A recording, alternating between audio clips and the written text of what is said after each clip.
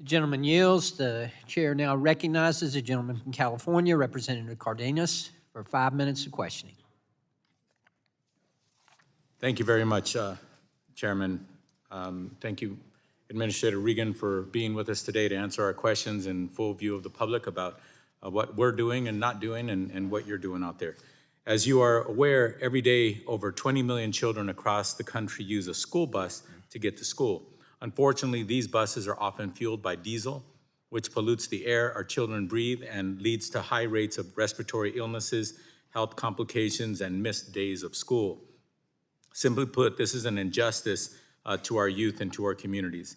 In 2021, I worked with Congresswoman Hayes and Senators Padilla and Warnock to introduce the Clean Commute for Kids Act.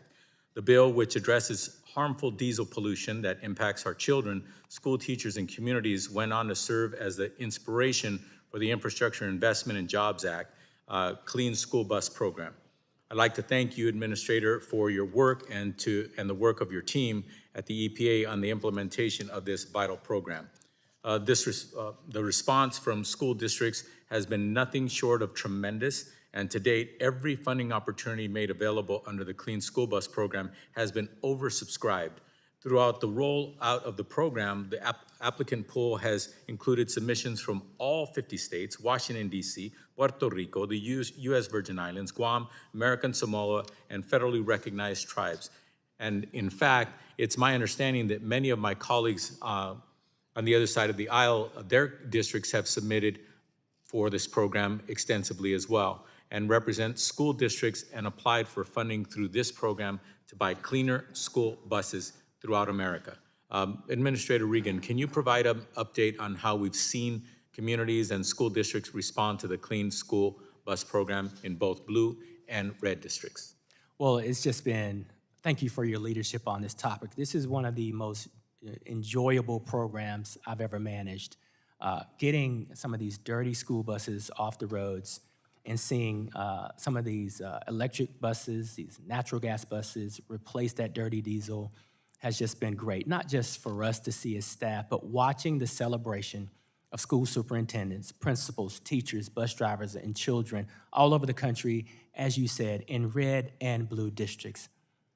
Yes, thank you. And one of the school bus drivers in Los Angeles told me that one of the children enlightened him that the child said, "I can hear the person next to me when I'm talking to them." Just think about that, the peace and quiet, and also the ability for them to go to and from school without being harmed. So it would be safe to say that school districts in both Republican and Democratic districts are showing that they are they are ready and want to replace diesel buses with cleaner vehicles. Absolutely. Whether it's in your district or Alma, Kansas, population less than 5,000, we're seeing applications that far exceed the amount of resources that we have. Thank you. It's clear that a clean ride to school for our kids is widely beneficial, popular, and should not be a partisan issue.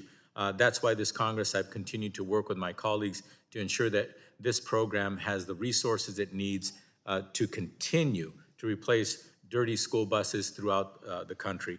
I'm thrilled to be joined by 140 of my House and Senate colleagues in writing to the leaders of the House and the Senate Appropriations Committees to build off of the down payment made in the IIJA and request an additional $300 million for the Clean School Bus Program for the fiscal year 2025. Administrator Regan, if appropriated, could additional funding for the Clean School Bus Program help meet the immense demand from school districts and tackle the monumental task of cleaning up the nation's school bus fleet? Absolutely. As you said earlier, we're overprescribed every year. The bus manufacturing base here in the United States is prepped and ready and meeting that demand. It's good for jobs. It's good for the environment. It's good for our kids.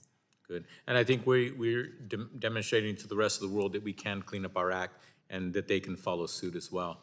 I understand that you recently committed to Senator Padilla in a Senate committee hearing that you'll be visiting Southern California hopefully soon in the near term?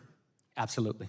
Good. Yes, we have some unique and pressing air quality issues that him and many of the Southern California delegation would like to have you see for yourself. Hopefully we can see you out there soon. having clarified that question, I can now go back to my apartment tonight and tell my roommate, Senator Padilla, that I did my job today. So thank you very much, and thank you for your leadership. And also, please go back and tell your team how much we appreciate them and how much we do appreciate the amazing work that they've done, unprecedented work that this country is now embarking on. So thank you so much. My time having expired, I yield back. Thank you. Gentleman yields back. The chair